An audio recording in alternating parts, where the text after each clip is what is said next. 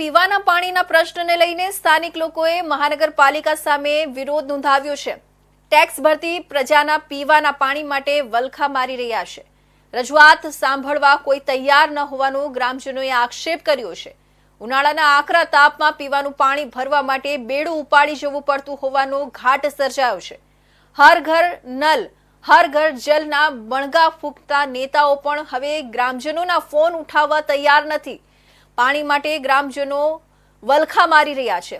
વઢવાણ શિયાળીપોળ વિસ્તાર અને લીંબડી હાઈવે પર આવેલી સોસાયટીઓમાં પીવાના પાણીની ઉગ્ર સમસ્યાઓ સર્જાઈ રહી છે। તંત્ર બહેરું મૂંગું હોવાનો પણ ગ્રામજનોએ આક્ષેપ લગાવ્યો છે। પાણીની સમસ્યાનો હલ નહીં આવે તો હાઈવે ચક્કાજામની ચીમકી પણ ઉચ્ચારી છે।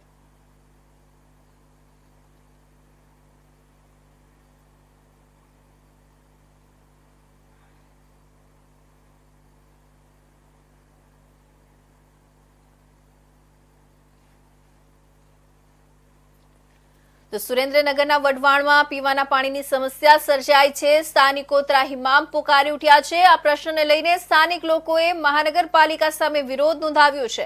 ટેક્સ ભરતી પ્રજાને પીવાના પાણી માટે વલખા મારી રહ્યા છે। રજૂઆત સાંભળવા કોઈ તૈયાર ન હોવાનો ગ્રામજનોએ આક્ષેપ કર્યો હતો। ઉનાળાના આકરા તાપમાં પીવાનું પાણી ભરવા માટે બેડું ઉપાડી જવું પડતું હોય તેવું ઘાટ સર્જાયો છે। હર ઘર નલ હર ઘર જલના બણગા ફૂંકતા નેતાઓ પણ હવે ગ્રામજનોના ફોન ઉપાડવા તૈયાર નથી।